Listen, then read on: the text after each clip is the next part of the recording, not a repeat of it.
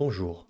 Vous voulez jouer Shiori ou alors elle vous intéresse et vous voulez savoir comment bien la jouer et bien l'équiper? Je tiens à prévenir que j'ai préparé cette vidéo avant que le personnage sorte, donc peut-être qu'il y aura des petites variations à sa sortie. Si vraiment j'ai raconté n'importe quoi, je le mettrai en commentaire épinglé. Normalement, ça devrait le faire. Si je commence ma vidéo comme ça, les gens vont fuir. Mais merde, tant pis.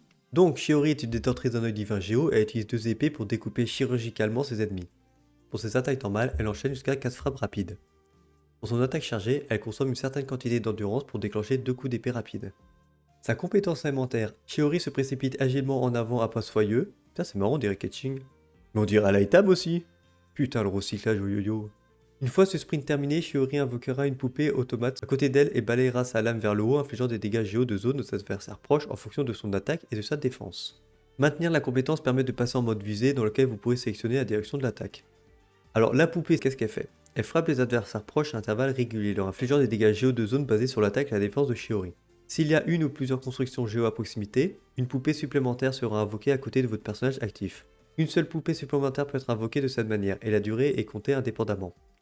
Son déchaînement élémentaire, Iyoku, lame jumelle. Shiori sort de leur fourreau ses lames jumelles et les balance, cette technique de tailleur ne cherchez pas, infligeant des dégâts géo de zone basés sur son attaque et sa défense. Et c'est tout, pour son déchaînement en tout cas. Pour son premier passif, sur mesure, donne des buffs en fonction de la prochaine action que vous entreprenez dans un court laps de temps après la compétence. Si la touche E a été à nouveau enfoncée, vous déclenchez l'effet tapisserie. Si vous appuyez sur les attaques normales, l'effet couture sera déclenché à la place. Donc si vous appuyez sur E, vous passez au personnage suivant de votre liste, vous accordez à tous les personnages de votre groupe l'effet saisir l'instant. Lorsque les attaques normales, les attaques chargées et les attaques plongeantes de votre membre actif du groupe touchent un adversaire, la poupée effectue une attaque combinée qui inflige des dégâts géo de zone à l'emplacement de l'adversaire. Les dégâts infligés de cette manière sont considérés comme des dégâts de compétence. Cet effet dure 8 secondes et une attaque coordonnée de la poupée peut être déclenchée une fois tous les 2 secondes. Seulement 2 attaques coordonnées de ce type peuvent se produire par durée de l'effet. Sachant que la compétence a 16 secondes de recharge, enfin bref.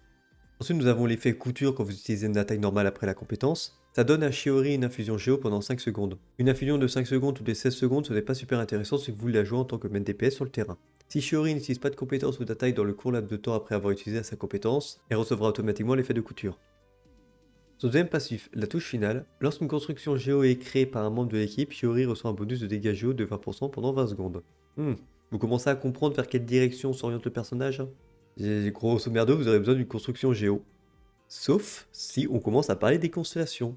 Donc d'habitude je mentionne pas les constellations, mais là je suis obligé de parler de ça c'est un qui permet de se passer d'une construction géo pour activer une deuxième poupée et avoir le passif la touche finale si vous avez un personnage géo dans l'équipe. En gros ça permet de corriger partiellement le plus gros défaut du personnage, faut quand même avoir un personnage géo dans la team. Mais c'est quand même moins compliqué que d'avoir une structure géo sur le terrain, surtout contre les boss.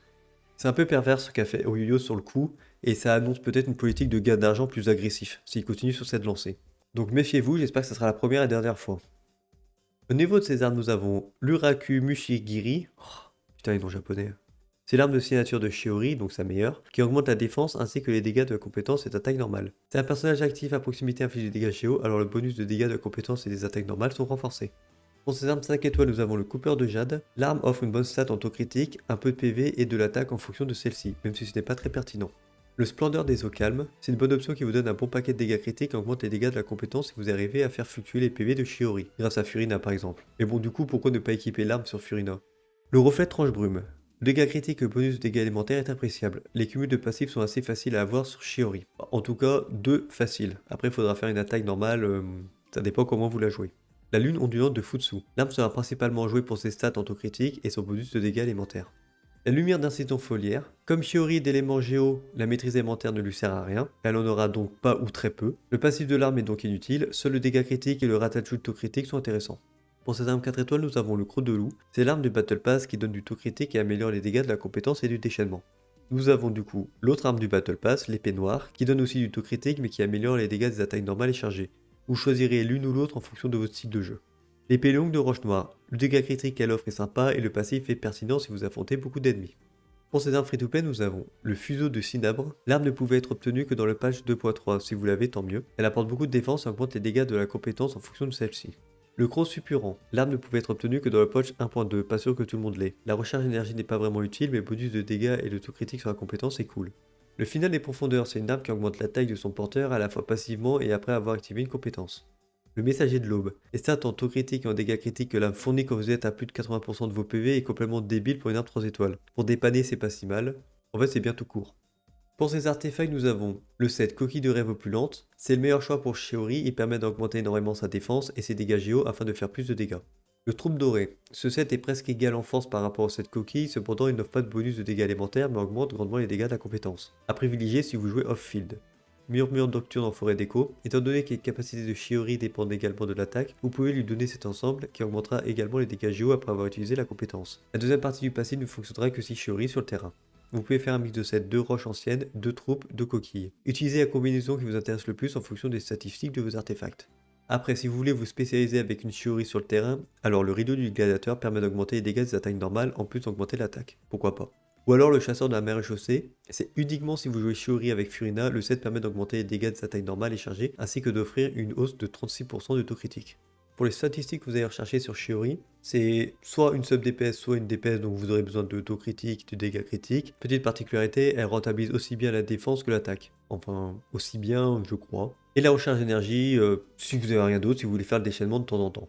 Pour le sablier en stade principal, vous aurez le choix entre de la défense ou de l'attaque pour 100. Et en stade secondaire, du critique, la stat que vous n'avez pas pris en principal et de la recharge. Pour la coupe, des dégâts géo. En stade secondaire, du critique, de la défense, de l'attaque et blablabla. Et pour le diadème, vous aurez le choix entre du dégât critique ou du taux critique en fonction de ce qui vous manque pour équilibrer les stats critiques. Encore. De la défense, de l'attaque et de la recharge d'énergie. Dans 99% des cas, on considère que vous l'avez C0, sinon c'est un peu différent. Donc elle peut rentrer dans une team DPS Geo, avec comme DPS Ito, Noël, Ningguang et Navia. Avec Ningguang et Ito, ils auront une construction Geo, donc ça sera cool. Avec Noël et Navia, vous aurez besoin d'une construction Geo supplémentaire. Donc par exemple, le Zong, Albedo ou le Voyageur Geo. Ils sont indispensables. Si vous n'avez pas de construction Geo avec votre personnage DPS, vous êtes obligé d'avoir un de ces trois-là. Et pour le dernier personnage, bah ça c'est flexible. Goro, comme il booste énormément la défense, ça peut être bien pour à la fois votre DPS et en plus pour les dégâts de Shiori. Si vous l'avez pas, tant pis. Vous pouvez mettre Fisher, Xiangling, Furina. Furina ça peut être pas mal, comme ça vous pouvez jouer le set maréchaussée avec votre DPS. Et si vous avez Xiangling, bah autant mettre Bennett. Si vous jouez Ningguang, par exemple, Ningguang, Shiori, Xiangling, Bennett, c'est pas complètement déconnant.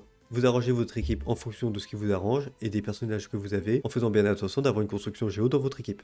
Vu la ressemblance de gameplay de Shiori avec Albedo, vous pouvez la mettre dans une team, par exemple avec un DPS Pyro, double Géo. Souvent les DPS Pyro aiment bien le double Géo, pour la résonance Géo parce qu'ils ont besoin d'un bon bouclier. Bon, en DPS Pyro, pour les 5 étoiles, Utao, Yoimiya et Klee ont besoin d'un bouclier, pour éviter de se faire balancer dans tous les coins de la map. Et Yanfei, Yanfei elle a un bouclier avec son ulti si vous avez une constellation. Ça c'est 4 je crois. C'est moins pertinent mais ça booste quand même la valeur du bouclier. Donc pour les personnages Géo, Shiori, le Zong pour son gros pilier, Albedo pour son ascenseur et le Voyageur Géo pour sa boue de terre, enfin, je sais pas. Généralement, Shiori, dans une équipe déjà existante, va remplacer Albedo. Elle est plus intéressante puisque je crois que la poupée est pas considérée comme une structure géo, donc elle sera pas cassée par des boss. Ça, c'est cool. Et bah, le dernier personnage, si vous voulez faire des évaporations, Xingqiu Yelan, c'est très bien. C'est le personnage qui aime bien faire des attaques normales. Et Furina, pour le fun, parce qu'elle booste énormément les dégâts.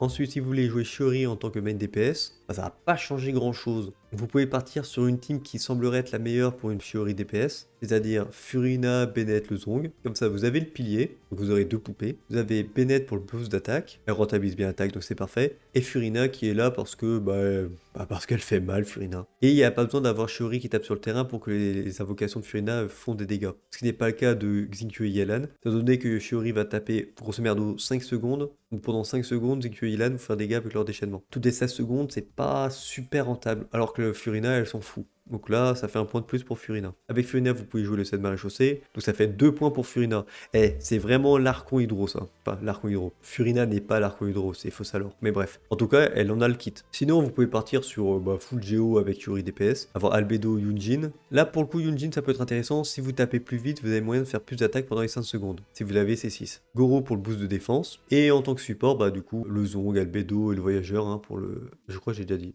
Pour la construction Géo. Ça change pas. Alors dommage que son gameplay, je trouve nul à chier. Devoir jouer avec une construction géo sans sa constellation, c'est un peu naze. Enfin, c'est pas très restrictif, hein. Si par exemple je veux main Utao, voilà, je peux faire une team assez facilement avec elle, mais ouais, voilà quoi. Contre les boss, ça va être infernal. La construction géo, elle va sauter, donc il va falloir faire très attention à votre rotation et à ce que fait le boss. Donc ouais, utiliser son apparence, moi j'aime bien, mais bon, voilà quoi, son gameplay m'attire pas du tout, donc on va passer pour moi. Ensuite, qu'est-ce qu'elle vaut? Je veux pas trop m'avancer, ça va être très chiant à setup de poupée contre des boss. Sinon, je pense qu'en termes de dégâts, ça va être bien. Il n'y a pas de raison que ça soit mauvais. Il n'y a aucun personnage qui fait peu de dégâts de toute façon dans Genshin. Même les supports bien équipés, ils font mal. Donc voilà. Invoquez-la si son gameplay vous intéresse ou si vous aimez son design.